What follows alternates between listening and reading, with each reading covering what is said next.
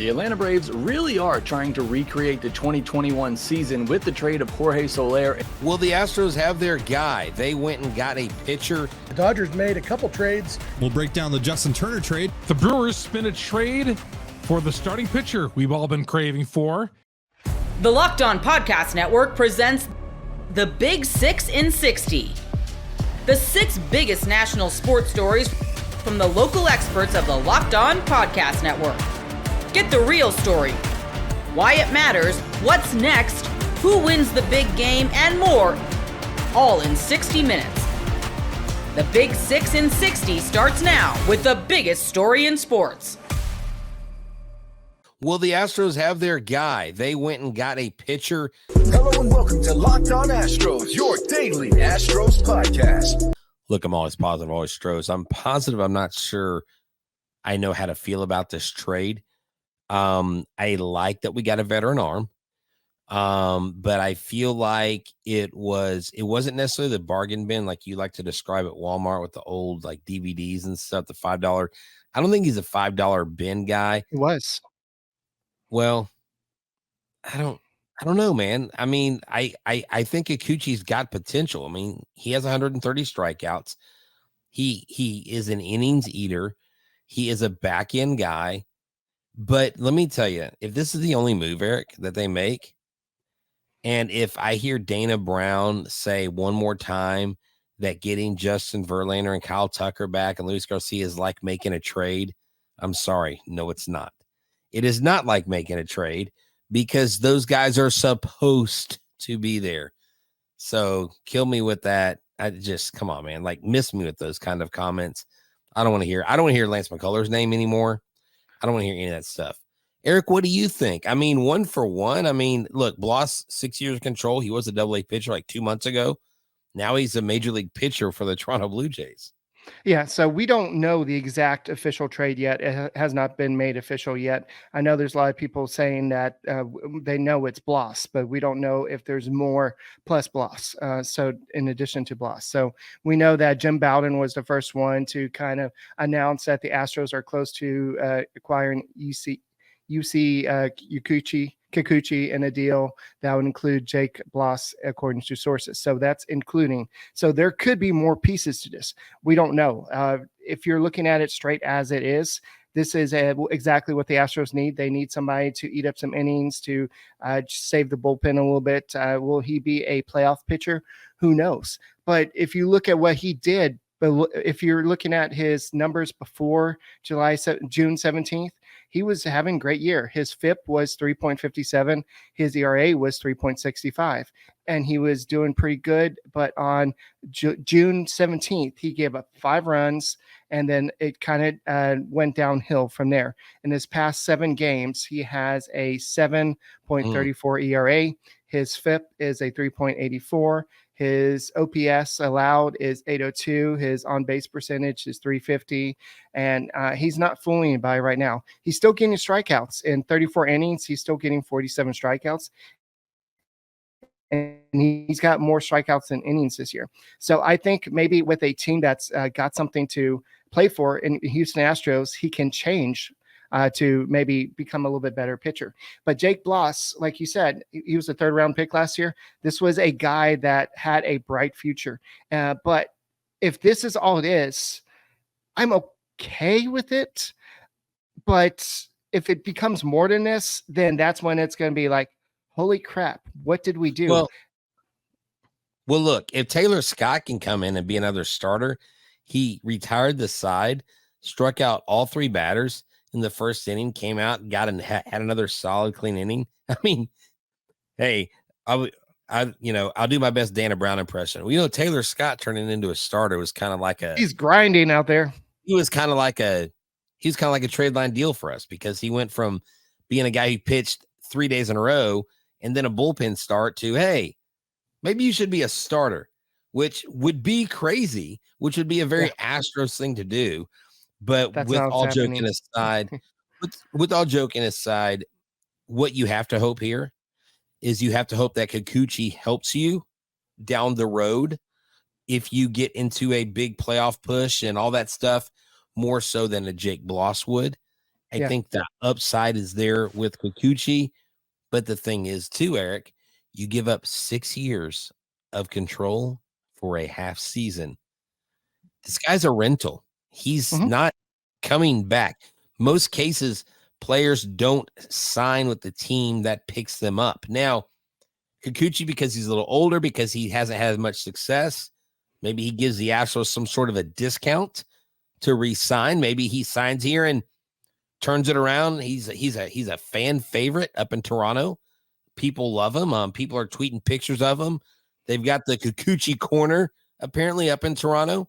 They said they're always going to have it. So they say he's one of the most likable guys, but you know what? I don't care about likable guys. And everybody's mentioning Flaherty now. Look, the price for Flaherty kept climbing. From what I understand, one person I talked to today said that the price continued to go up. Right. And Astros were close to a deal, but every time they were like, we like this. They were like, okay, well, what about this? Now, I don't know what those pieces were, but apparently they were asking a king's ransom for Jack Flaherty. And although Jack Flaherty is a solid pickup, I don't know he's worth the ransom they were asking.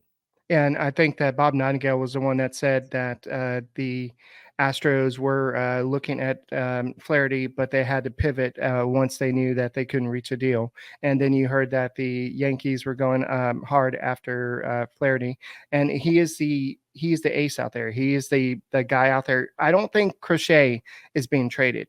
I think that Crochet made it kind of harder to be traded when he said, well, anybody that trades me, you're going to have to give me a contract or else I won't pitch in October. And when you start doing all that before you even get traded to a team, that's kind of a bad look. But so I think what the Astros had to do was like, okay, who else is out there? I don't think we're going to get Lorenzen. I know he went to a different team, but I don't think we're going to be able to trade with the Angels. The Angels aren't going to trade within the division. Maybe they will. Maybe they still go out and get Tyler Anderson. Tyler Anderson was probably the best of the remaining cheap options, but at the same time, I don't know how cheap he would have been. I know there's some other guys that would have cost you a little bit more, but what this allows you to do is Kikuchi is making $12 million this year.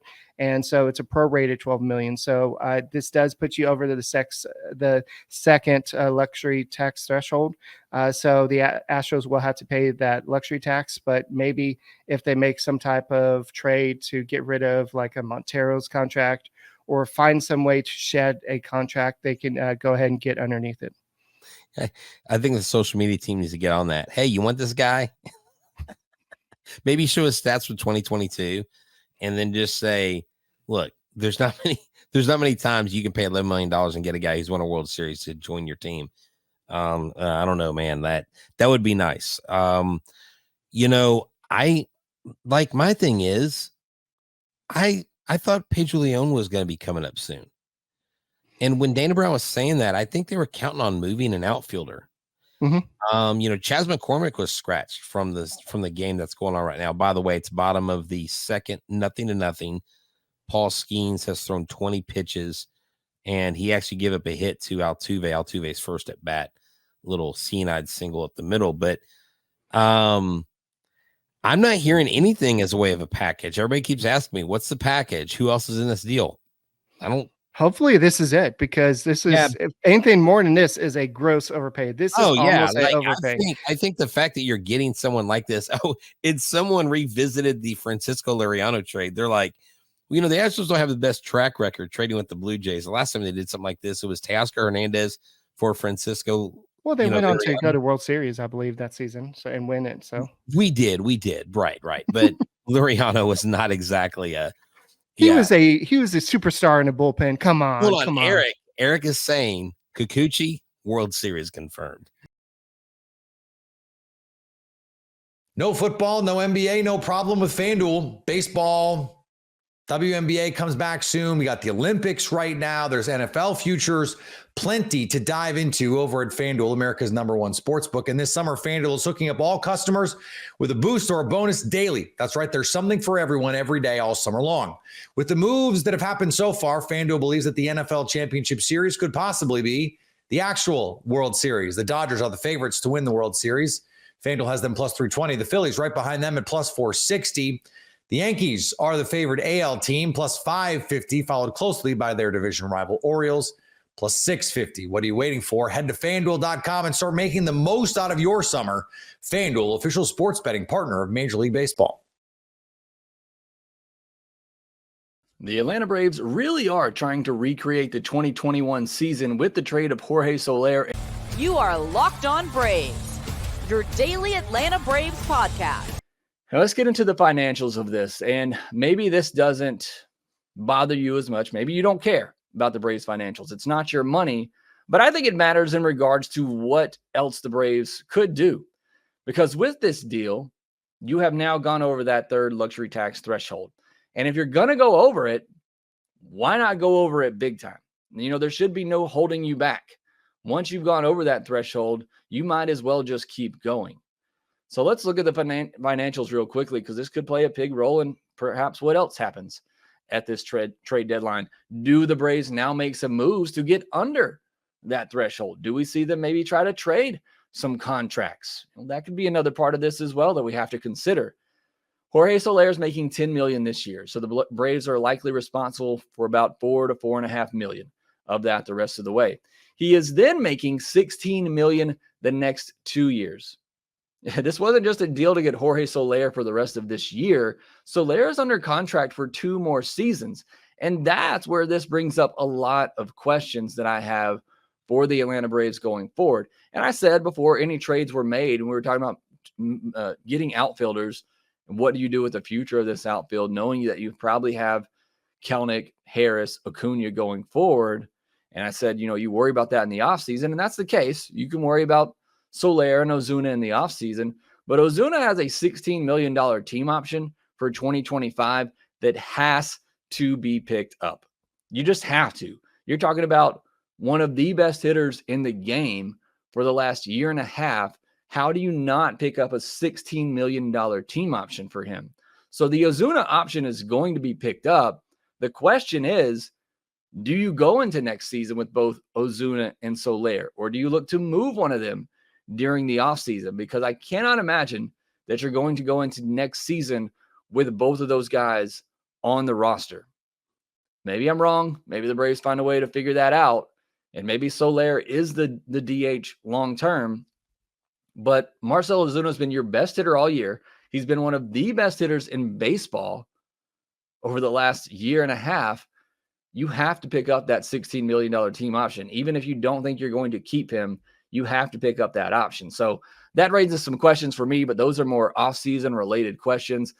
But this is a big monetary undertaking for the Braves, taking on this Soler contract, not so much for this year, but for the next 2 years, and him making $16 million for a guy who, again, I love Jorge Soler for what he did in Atlanta, but it's a guy who has been inconsistent throughout his career. It's a guy who has struggled staying healthy throughout his career, and it's a guy who should not be in the outfield, that should be a DH only. And now you're potentially going into 2025 with Soler, Ozuna, and Ronald Acuna Jr., who is probably going to need some time in that DH spot. You can only get one person in there. So again, it brings some big questions going forward for the Braves and what they're going to do. But that's an offseason problem. But again, I just want to point out, this is a big, monetary acquisition for the Braves, and taking on a lot of money here for Jorge Soler over the next 2 years. Now, Luke Jackson is making $6.5 million this year. The Braves likely responsible for about $2.6 to $3 million of that. He has a $7 million team option for 2025 with a $2 million buyout.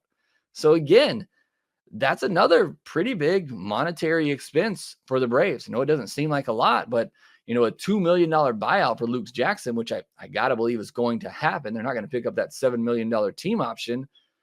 So again, they took on a pretty good chunk of future money in this deal. It's not necessarily a ton for this year, but they took on a lot of future money in this deal to get Jorge Soler. So in total, they're taking on about $7 million. You send Matzik back in this deal. Matzik's making $1.9 million this year. So Braves are sending, or not sending, but the Giants are taking on about $760K of that. So, Matzik, he has a $5.5 million team option for next year, but there's no buyout in that deal. So the Giants aren't really having to spend a ton of money here in this one. And it's really not that much of a money that you're sending over to the Giants. So let's say the Braves are taking on $6.5 million in this deal. It's probably somewhere between $5.5, $6.5 million towards the 2024 payroll and luxury tax. FanGraphs roster resource, which is updated with this trade, puts the Braves at about $281 million towards the luxury tax. You know, the third threshold is $277 million. So they're about $4 million over that. That's not a lot. It's a point where if you wanted to make moves to get back under that, you could. You know, you could trade a Raisel Iglesias. You could find ways to get under that. You could trade an AJ Minter. You could find ways to get under that threshold if you still wanted to. But if not, then why not just keep going? Then there should be no restrictions going forward for what you can do for the rest of this trade deadline. So we'll see what happens. But again, most of this is, you know, future impacting. You do have the luxury tax considerations for this year, but it's a good bit of money that the Braves took on in this deal to essentially get Jorge Soler. And again, love Jorge Soler. It wasn't the bat. It wasn't the profile that I was looking for. Now, the players the Braves gave up in this one, we do got to talk about Tyler Matzik. I hate the way this season has gone for him. You know, I was rooting as much as anyone that Matzik was going to have a huge comeback season, get back to form, be a big part of this bullpen once again. Just wasn't the case, and injuries are just killer. I don't know that he'll pitch again this season.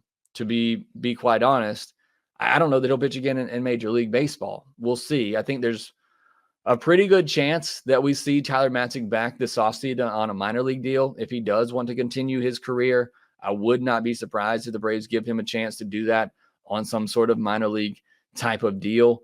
But we'll see. Either way, Tyler Matzik, well, no matter what happens, thank you so much for your time in an Atlanta Braves uniform. You know, he and Jorge Soler, who are getting swapped in this deal, probably two of the most iconic moments in that 2021 postseason, with Matzik, you know, striking out the side against the Dodgers in that big spot. Soler with a big home run in Game 6.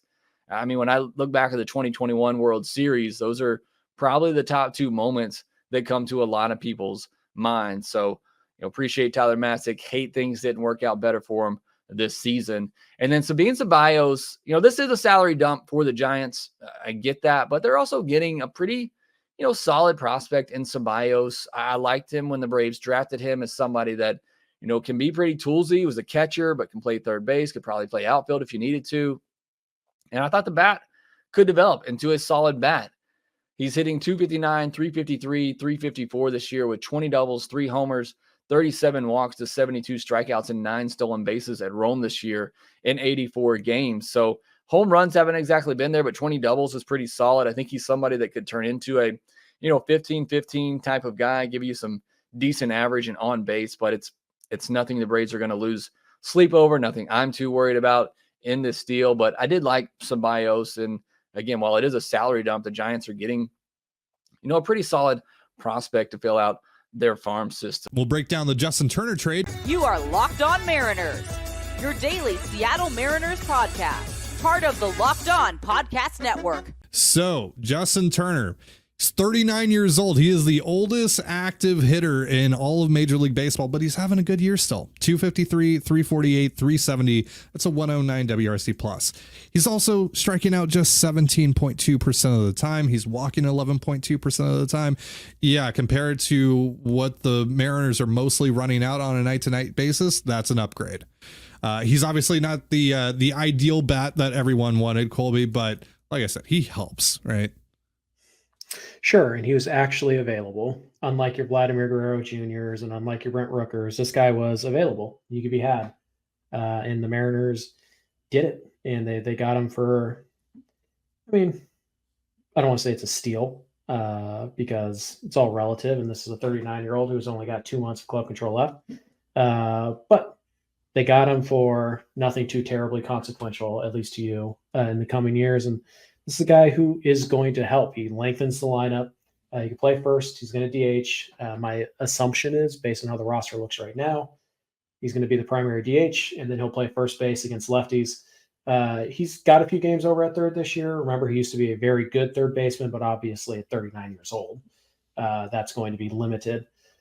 But yeah, not a ton of power. You're not paying for a big home run bat here. What you're paying for is a guy who walks, a guy who puts the ball in play, the guy who gives you the professional at bat, hits the ball in the gap, gets some doubles. That's really what you're paying for here.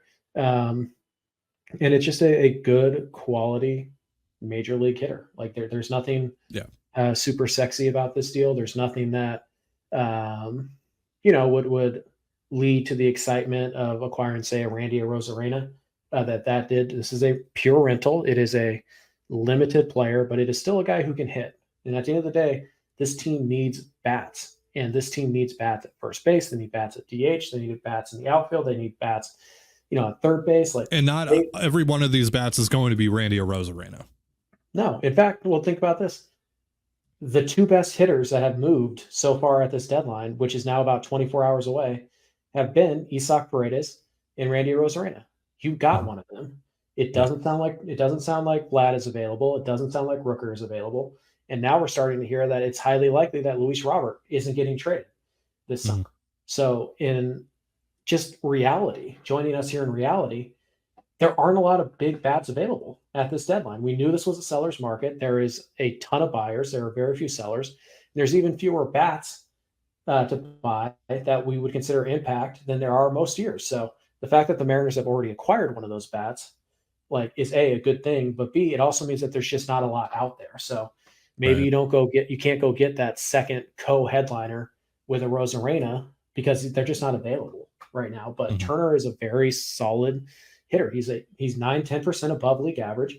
And when you look at what you're getting right now from Garver, whose at bats Turner basically takes from the DH spot against right-handed pitching at the very least. When you look at what you're getting from Haniger, again, same thing. When you look at what you're getting from Tyler Locklear right now at first base, when you look at Luke Raley struggling right now, Turner is much more likely to hit than all of them because he's doing it right now.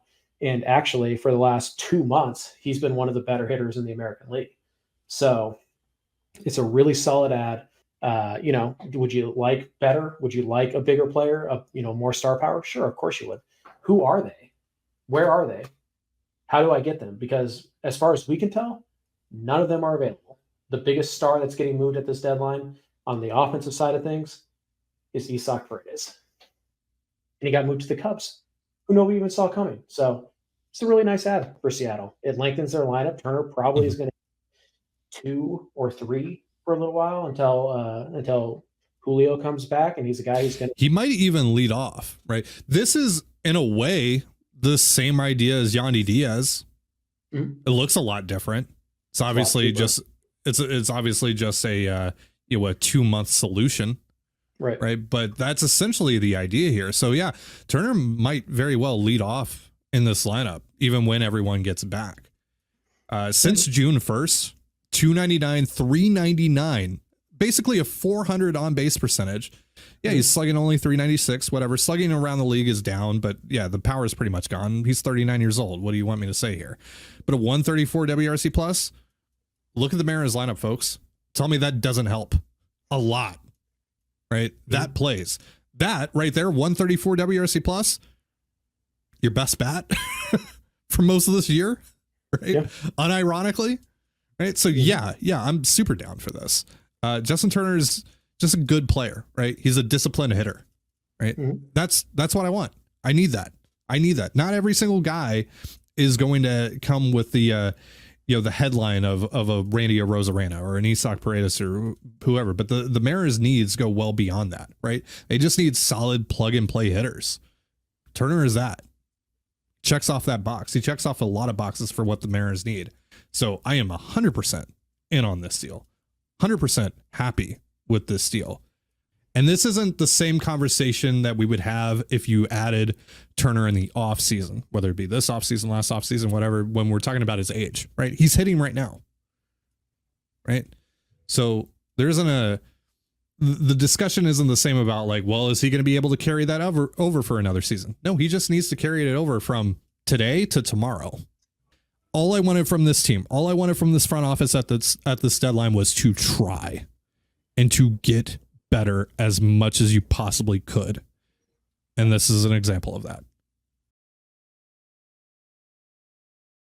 Game Time makes getting to the ballpark even faster and even easier. Prices on the Game Time app actually go down the closer it gets to first pitch. With killer last-minute deals, all-in prices, and their best price guarantee, Game Time takes the guesswork out of buying tickets. They're obsessed with finding ways to help you save money on tickets. Game Time has deals on tickets right up to the start of the event and even an hour after it starts. It's the place to find last-minute seats. Find exclusive flash deals and sponsored deals on tickets for football, basketball, baseball, concerts, comedy, theater, and more.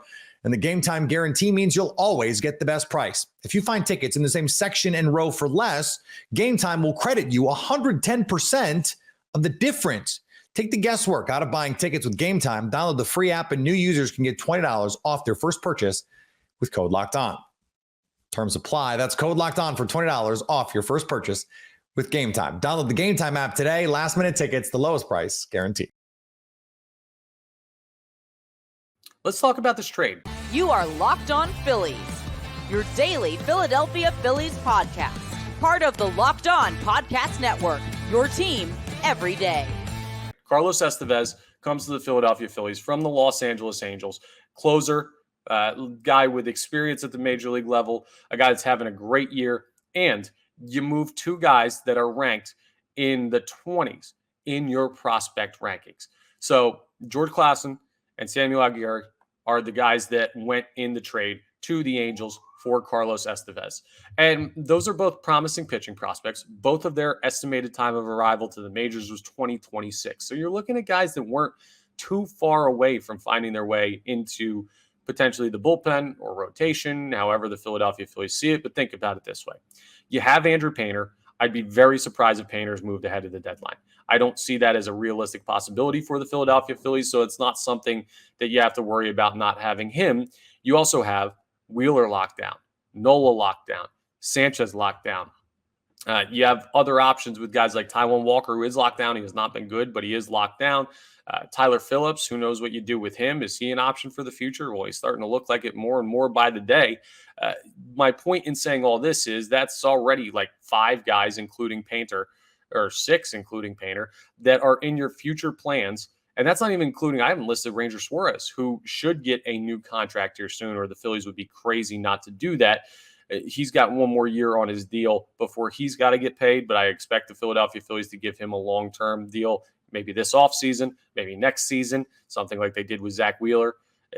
You've got a bevy of starting rotation arms. You don't need starting prospects right now. And you can move them for a guy that helps the bullpen in a huge way. I mean, at 31 years old, he's right in kind of that prime for a reliever. He's got a 2.38 ERA this year. Carlos Estevez has.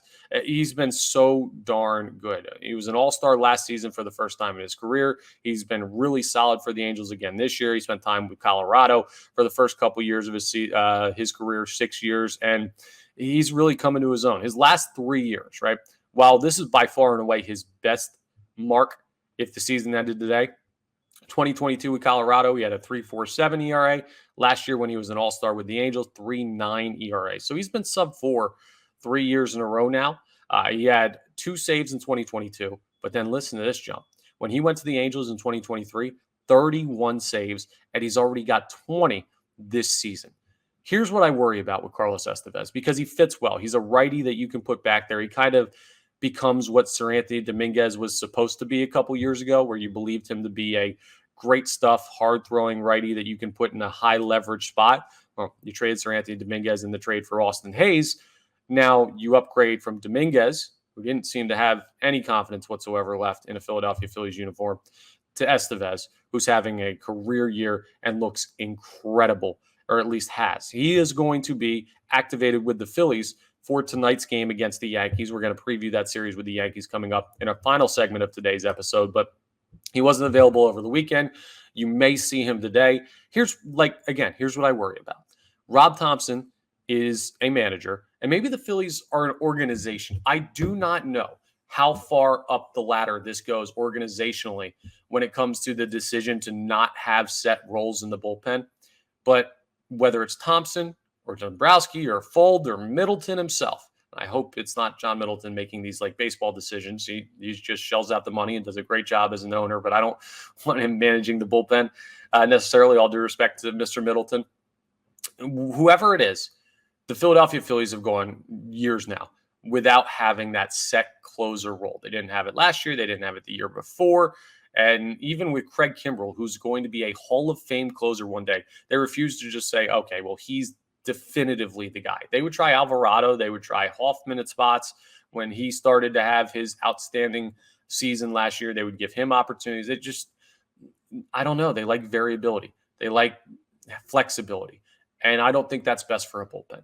So when you acquire a guy that had 31 saves last year and Carlos Estevez has 20 already this season, you need a set closer because nobody's in that role in the 9th inning or the 8th inning have been struggles for you lately. Do you see Rob Thompson and this Phillies coaching staff put Carlos Estevez 9th inning every time? This is your spot, kid. If we don't have the situation for a save, you ain't throwing. If we do, it's always you. I don't see it as likely because that's just not the strategy that Rob Thompson has employed since taking over as manager of the Philadelphia Phillies. But it's how they should use him, at least in my opinion. I'll die on this hill, folks. I threw out of the bullpen in college. I threw out of the bullpen sometimes when I played semi-pro ball. I have talked to guys that have thrown out of the bullpen at the major league level. Set roles seem to be the preference of relievers, knowing what you're getting into. And the Phillies just don't do that. And while their bullpen's been solid in spite of that, when you look at the overall ability of the bullpen under Rob Thompson, they've been pretty darn good compared to their peers. I think they could be even better if they actually set roles. And I wonder if we're going to see this acquisition of Carlos Estevez get you into a spot where it's like, yeah, he's good, but we're throwing him in the 7th, and then the 8th and 9th, you're trying to piecemeal something together. Or one day he's got the 9th, one day he's got the 8th. And is he comfortable in that type of role? That's my biggest concern with this move. Can Rob Thompson utilize him correctly, effectively, and get the most out of a guy who was really, really good for the Angels at the start of this year before getting traded to the Phillies over the weekend? If so, you got a great new righty arm in the bullpen that's one of the best closers in baseball. If not, well, let's hope Rob Thompson knows what he's doing, and he does have a questionable history with some bullpen decisions, even though I do trust Rob Thompson. I do have my valid worries about his track record. I'm not saying it'll cost the Phillies their season, right? That's a conversation for October. What I am saying is it could make this acquisition a little bit less effective than what it should be. We saw it with Gregory Soto. We saw it with Craig Kimbrell. I don't want to see it again with Carlos Estevez, but that may be a tough pill that we have to swallow. We will get our first look, I'm sure, at some point in this Yankee series of how Estevez is going to look with the Philadelphia Phillies. Whatever the case, Dave Dombrowski, another great deal, though, moving 2 prospects. Aldegari was the 23rd overall prospect. Clausen was the 28th overall prospect, so you didn't even move somebody in your top 20. We were talking about top 3 prospects. You haven't moved anyone in the top 20, and you've gotten 2 players that fill needs in Austin Hayes and Carlos Estevez. It's great work by Dombrowski. I love what they've done ahead of the trade deadline. Now it's up to the manager to put them in the right spot to succeed, and it's up to these players to rise to the occasion. No football, no NBA, no problem with FanDuel. Baseball, WNBA comes back soon. We got the Olympics right now. There's NFL futures. Plenty to dive into over at FanDuel, America's #1 sportsbook. And this summer, FanDuel is hooking up all customers with a boost or a bonus daily. That's right. There's something for everyone every day all summer long. With the moves that have happened so far, FanDuel believes that the NFL Championship Series could possibly be the actual World Series. The Dodgers are the favorites to win the World Series. FanDuel has them plus 320. The Phillies right behind them at plus 460. The Yankees are the favorite AL team, plus 550, followed closely by their division rival Orioles, plus 650. What are you waiting for? Head to FanDuel.com and start making the most out of your summer. FanDuel, official sports betting partner of Major League Baseball. The Dodgers made a couple trades. You are Locked On Dodgers, your daily Los Angeles Dodgers podcast. Part of the Locked On Podcast Network, your team every day. The Dodgers didn't wait till the last minute, although we hope that they still have more in them. Dodgers made 2 somewhat substantial trades on Monday. The first one was a 3-team trade. We'll dig into this one first, I guess. It was the big news of the day. The Dodgers get Tommy Edman from the Cardinals and Michael Kopech from the White Sox, plus a 17-year-old prospect Also from the Cardinals. In exchange, the Dodgers send Miguel Vargas, Gerald Perez, and Alexander Albertus to the White Sox. Also some player to be named later or cash considerations go in a couple different places that will probably end up being meaningless, whether they're cash or an insignificant player, I guess. But this one, there's plenty to talk about here because it definitely, we said yesterday that if Tommy Edman is the key acquisition for the Dodgers, it would be a very uninspiring trade deadline. In the end, he's not. The Dodgers got 3 players today, 3 major league players, one of whom is Tommy Edman. But Edman on his own is a very interesting addition, don't you think? Yeah, it's Tommy Pham also involved in the trade. He went to the Cardinals, and you would have thought the Dodgers were going to pick up an outfielder from the White Sox.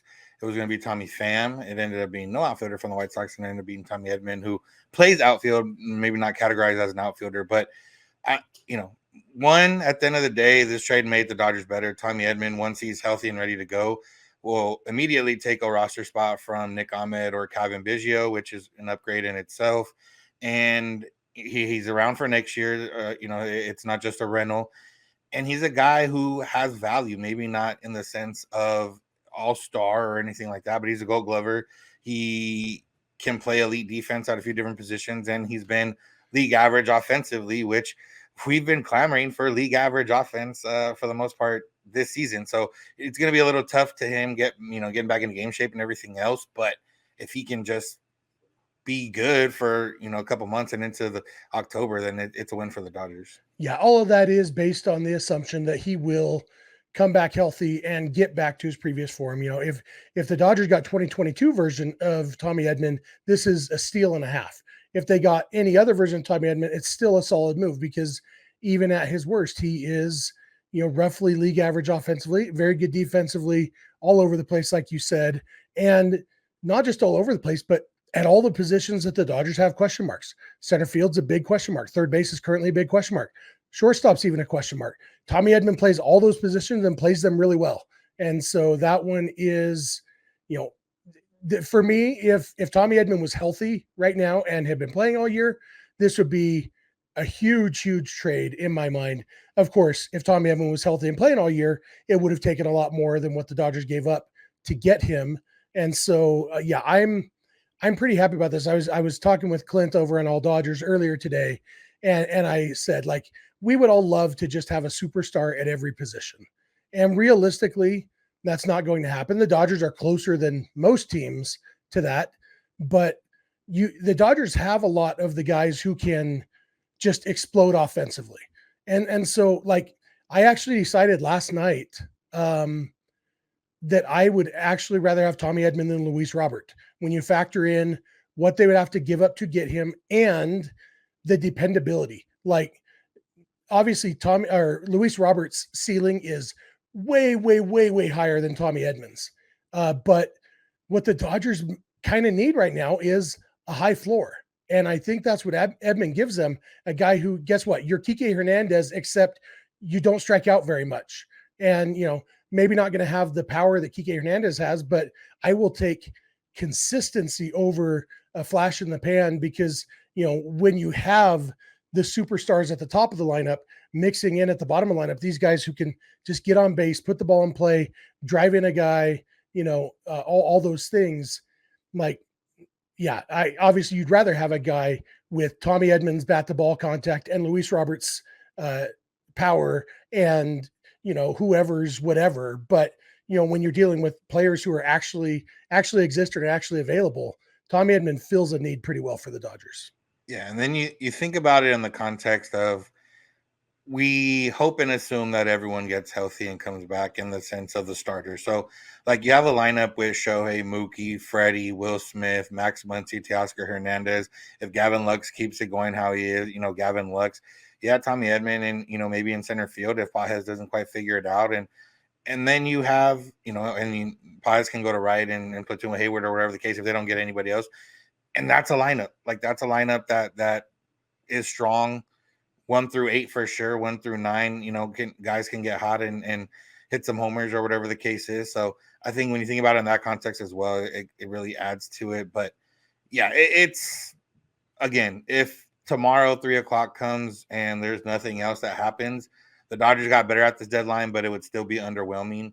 But I do think, like you said, if Edman had been playing all year and we kind of got to see what it was a little bit more, it would have cost more maybe, but we also maybe would have been a little bit more excited. So, but again, it cost Miguel Vargas at the end of the day, 2 19-year-old prospects that, there's some excitement about Albertus, but who knows? The Dodgers haven't had the greatest run of prospects kind of panning out lately, so you don't really know.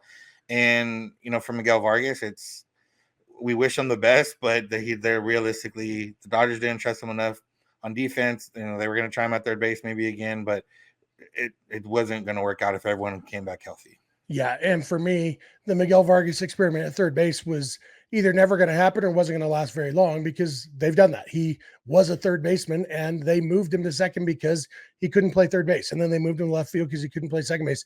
For me, Miguel Vargas is a DH, and he was on a team that has a DH locked up for the next 9.4 years. And so I think it's good that the Dodgers traded him. We've talked several times. We fully expected Miguel Vargas to be traded at this trade deadline because he was never going to get regular playing time with the Dodgers. He was this year's version of Michael Busch. And, well, yes, it would have been nice to have Michael Busch for the 3 days this past weekend that Freddie Freeman was out. When you have a guy who only plays positions that Freddie Freeman and or Shohei Ohtani play, you don't need those guys. And the value to the White Sox was definitely higher, so the Dodgers were able to get something of value for him.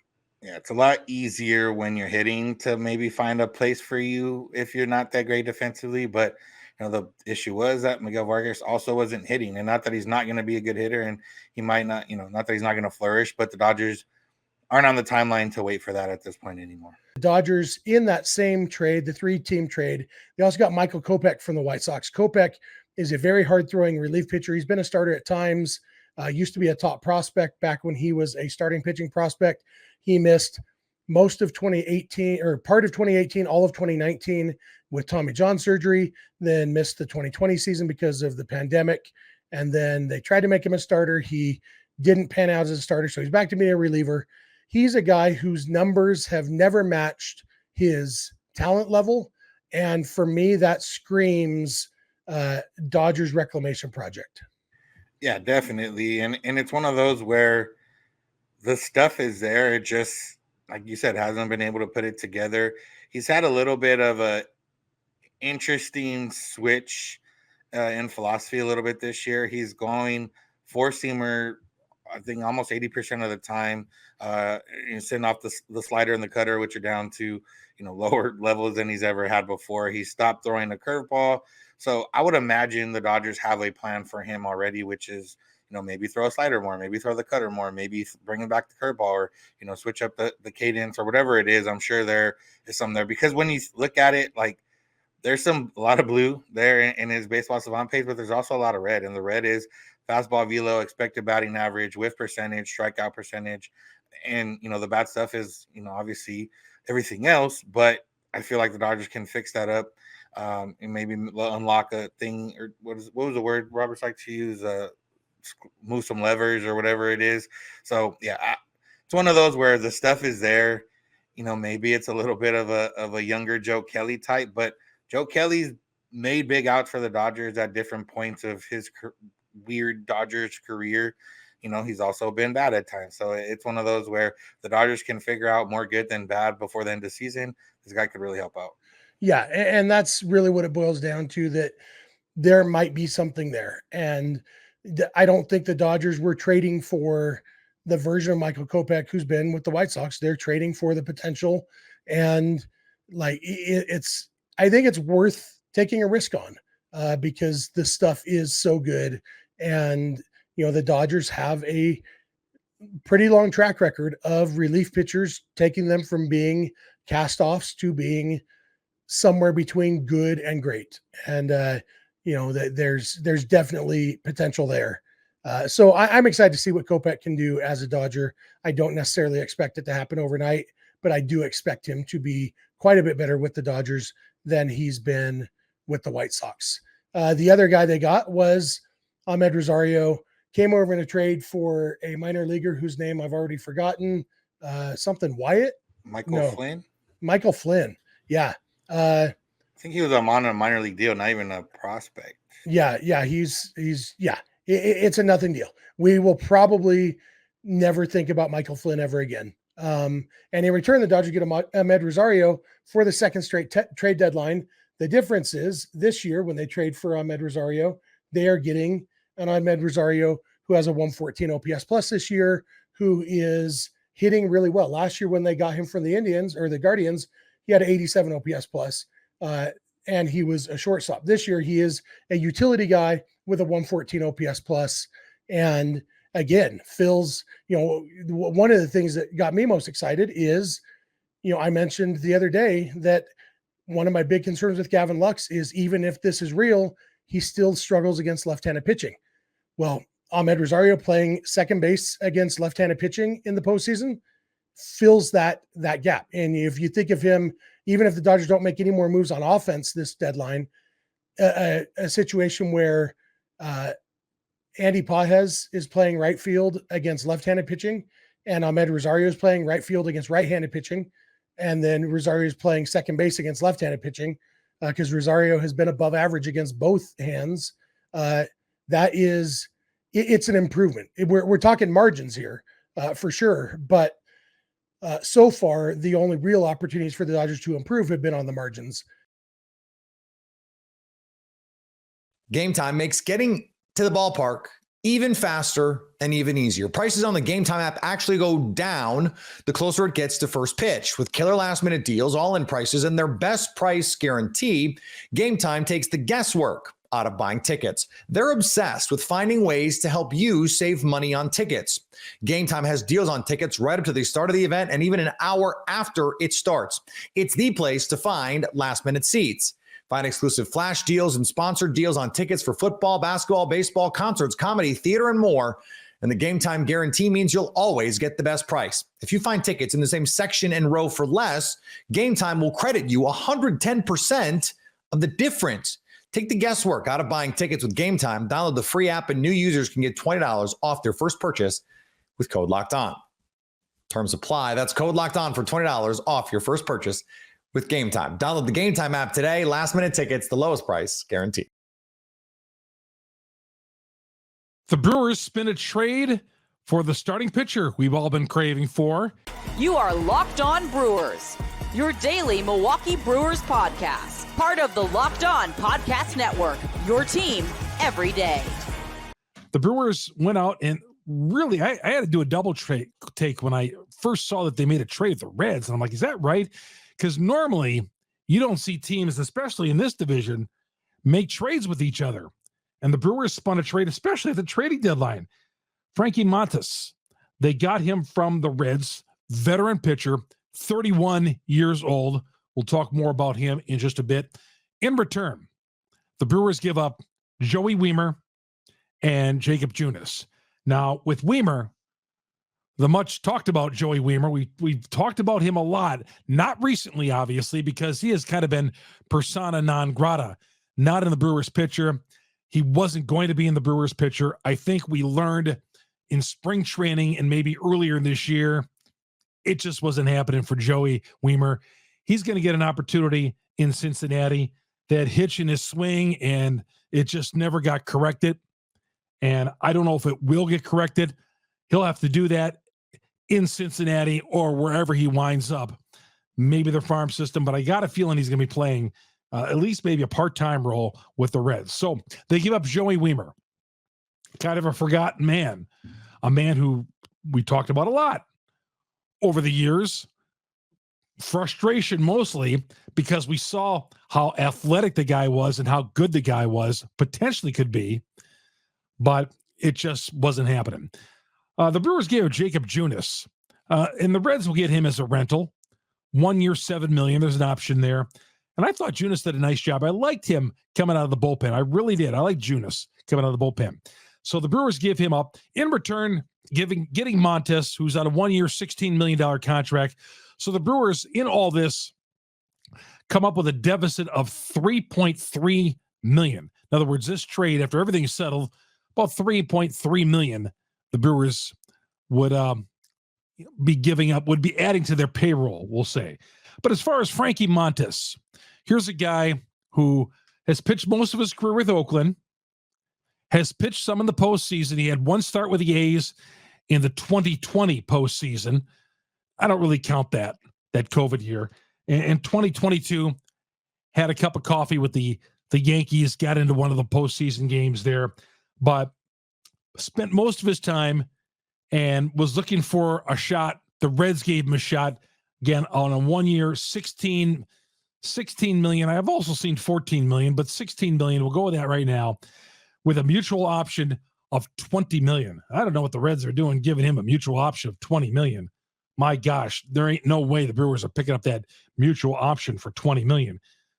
Long term, maybe he comes back and they redo the deal, but they're just much like when the Brewers picked up K-Rod in 2011. There was like an $18 million option the Brewers could have picked up there, and that one going to happen. And the Brewers, and there's no mutual option the Brewers are going to pick up here in this 20 million. But let's talk about this year. What is Montas going to bring to the team? Well, he started off the season fast for Cincinnati, pitched very well. Lately, not been very good. His record is 4-8. He's got an ERA a tad over 5. He's made 19 starts. He talked to the media after the game tonight. Sounds like he's not wanting to leave Cincinnati, even though he's coming to a team that's in first place. Sounds like he liked the family atmosphere with the Reds. The Reds organization really welcomed him and the family. You know, sometimes players don't want to go. They do not want to leave a team, even though it appears the Reds are completely out of the race. They're like 10 games out, maybe in the wild card chase. It's been a disappointing season for the Reds, but Montas liked his situation with Cincinnati. Okay, he liked this situation with the Reds. Now, he did talk about, I am going to a first place team. Okay. Now, he liked the family atmosphere in Cincinnati, and he's going to love that, I think, with the Brewers, because the Brewers very much have that. You see in the post-game press conference, Murphy always has his kids up there, his little kids. And the Brewers have always have created that family atmosphere. And this is for such a long time. The Brewers have created this. Under Counsell, it was that way. Under Renicky, it has been that way. And so Montas is not going to have any problem. The Brewers are going to welcome him in. They're going to embrace him. They are going to embrace him and his family. The Brewers are just excellent. I can't overstate that enough. So if Montas is loving the family atmosphere he had in Cincinnati, he's going to love the same situation with the Milwaukee Brewers. I can tell you that I'm in that Brewer locker room, and that is a very, very good clubhouse, and they're very good with families. Now, what's this guy going to do with the Brewers? Well, I don't know. I mean, they're going to give him a start. Obviously, he's going to be in the starting rotation. They got him to start games. He's not a bullpen guy. He is a starter. They're going to put him in the starting rotation. And I know some Brewer fans right now, you look on Twitter, and they're down on this trade. They're looking, well, it's another Dallas Keuchel trade. Is this another Savali trade? The Savali, I think, has put up a couple of nice starts. The Brewers are not going to go out and make themselves. We're not going to go out and get Kikuchi, especially with what the Astros gave up for him. They're in desperate need of a starter, and I think the Astros gave up the number 2 prospect. They overpaid the Blue Jays for him. The Brewers were not going to overpay for anybody. Now, you might argue, could they have gone out and got Eric Fetty? The Cardinals were able to get in on that deal. I thought the Brewers could have got it. I mean, what the Cardinals gave up, I would have been on that Eric Fetty deal. I don't know how the Cardinals, like they always seem to do, slip by everybody and pull off one of these trades, but they did. So, yeah, I would have liked Eric Fetty. I would have liked Eric Fetty ahead of Montas, but I'm not going to dump on this trade whatsoever. The Brewers up their salary by $3.3 million. And the one thing I didn't like when you look at the stat line, Montas has given up 14 homers this year. That's a little, especially at AmFam Field. That's a little bit too much for my liking. But I'm going to give him a shot. Let's give him a shot. Got to put him in the rotation and see how he does. He's going to make a start. Now, I thought maybe, and the Brewers have done this when they've traded for a player, they've put him right in, and like with Keuchel, they picked up Keuchel, and the next afternoon he was starting a game for the Brewers. The next afternoon. Last time I checked, Montas was in Cincinnati late Monday night. He was talking to the media, how quickly he gets here. And Tuesday, he was supposed to start Tuesday's game with Cincinnati. So I would not discount Montas starting on Tuesday night. I'm just saying. I would not discount that. It looks like it's going to be Joe Ross for the Brewers, but I'm not discounting Montas just yet starting in this game for Tuesday. Again, you can look at the home runs. You can look at the way he has not pitched well recently with the Reds. Maybe a change of atmosphere will do this guy some good, but let's give it a shot. Let's give it a shot. This is a kind of a Milwaukee Brewers move. All right. They gave up a guy who they at one time thought was going to be part of their future, but they have soured on him, Joey Weimer. And Jacob Junis, Reds get a rental in return. Just like Montas right now, I look at him as a rental, even though that $20 million mutual option is up there. I don't think that's at all on the table. Are the Brewers done at this point? They might not be. They might not be. There's rumblings that, Garrett Mitchell could be used as trade bait, although Mitchell's, he had a great catch in the outfield, taking away a home run on Monday night, starting to hit a little better. I'd be reluctant to give up on Mitchell. I was on ESPN Lacrosse on Monday afternoon. They asked me about it. And I said, yeah, I think there's a lot of people down on Mitchell too. I am unwilling to give up. Of course, everything is always on the table with the exception of a few guys. And Mitchell is on. I would see who I'd get back in return. But I'm still looking for a left-handed bat if I'm the Milwaukee Brewers. Okay? I mean, Jackson Chourio hit another home run on Monday night. But let's give that kid some help. Let's get some of that. Let's get another left-handed bat in this lineup. Right now, I'm not completely sold that Yelich is coming back this year. Okay? So I want to move on right now like Yelich isn't coming back, even though he might. Okay? But and they're going to do whatever they can to get him back with the exercises and all that and strengthening the back, whatever. But I think the Brewers need to move on right now here at the trading deadline like Yelich is not coming back. And if he comes back, great. You have one more bat to choose from if you make it a trade for a left-handed hitter. I would love to see them do that. I'm not saying it's a blockbuster move, but I'd like to see them, and I'd be willing to give up Mitchell for the right move. All right. The Cardinals get Eric Fetty.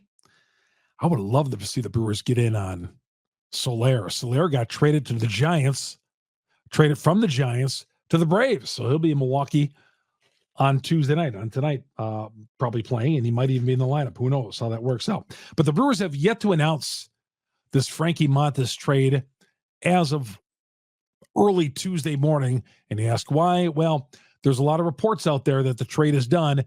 They got to put him through the physical and all that before they make the move official. But everybody's reporting right now that the Brewers have indeed got Frankie Montas. The club hasn't announced it, but pending the physical, Frankie Montas is a member of the Milwaukee Brewers.